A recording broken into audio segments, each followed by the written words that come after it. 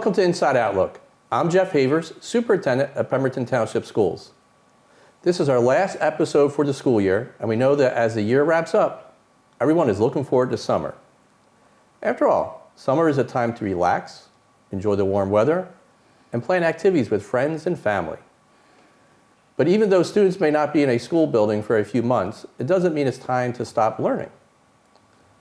Summer learning doesn't have to be as rigorous or time-consuming as it is during the school year, but learning has to take place in order to prevent summer learning loss. With me today to discuss the importance of summer learning is Ms. Ashley Wolak, Principal of Marcus Newcomb Middle School, and Mr. John Schmidt, Principal of Howard Emmons Elementary School. Welcome. Nice to be here. Thanks for having us. All right. Mr. Schmidt, research has shown that students can lose up to 2 months of math and reading skills over the course of summer. How does that affect our youngest learners in elementary school? Well, students, if they don't have support at home, can easily fall behind year after year if they don't get that support. So the most important skills, in my opinion, are math facts, starting with addition and subtraction, and then, of course, moving on to multiplication and division. And then reading at grade level is certainly a priority. Students have done a lot of work, and they've worked very diligently with their teachers during the course of this year to work on those skills. And they obviously get a lot more targeted practice with the teachers when they're in the classroom.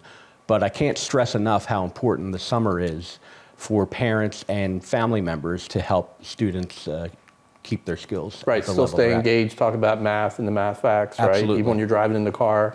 Yes. And taking some time to take your child to the library, read a book with them, right? Yes, all good ideas. Yeah, absolutely. Ms. Wolak, our middle school and high school students are older, so does that mean the summer slide doesn't apply to them?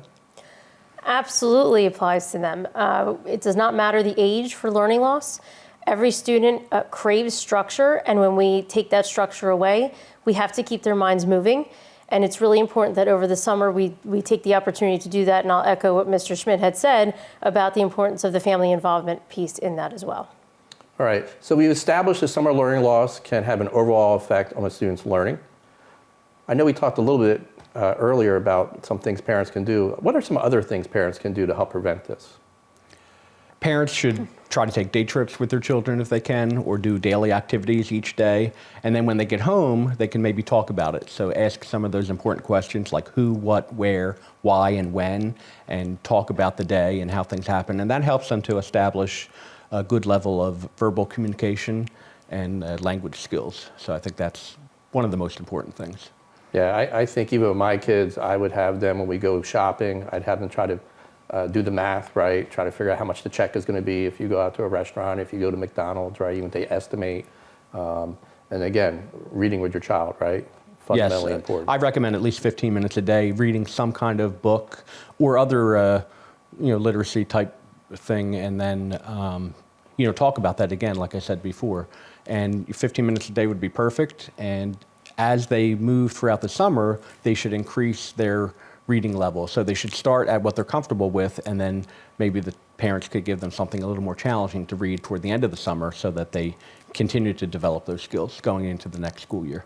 Excellent. Ms. Wolak, what can our secondary students do? So I will echo the piece about the literacy and reading. Families can definitely engage in reading together.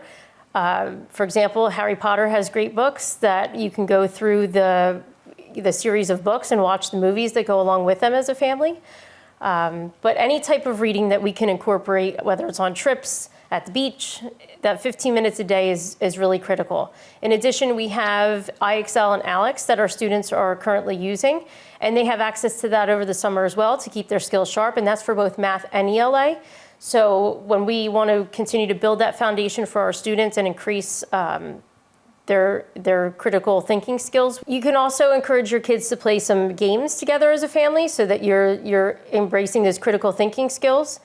And with that, hopefully, kids are building their foundation and strengthening their skills to enter the next grade level. Thank you both for joining me today and sharing these great tips and ideas for summer learning. Is there anything else you want to add before we end?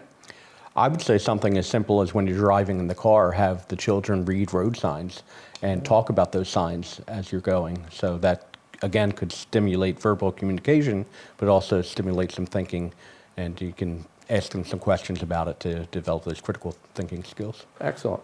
Ms. Wolak? And anything we can do to blend that learning and fun just as we try to do in the classroom, but on those family opportunities such as cooking, you can use the measurements, you can talk about math and science while you're cooking. You're helping them to be intellectually engaged. Wonderful. Thank you both very much for joining me today. Thank you. Thanks for having us. A few reminders before I go. The June board meeting will be a combined work session and action meeting and will take place Thursday, June 20th at 6:30 p.m. in the Pemberton Township High School auditorium. Our last day of school is Wednesday, June 19th, with early dismissal days on June 17th, 18th, and 19th. We look forward to celebrating our class of 2024 as our graduation ceremony takes place on Wednesday, June 19th at 6 p.m. The event will be live streamed on our district YouTube channel for anyone wishing to view the ceremony. That's our show for today. I want to wish everyone an enjoyable summer and look forward to seeing you in August on the next edition of Inside Outlook.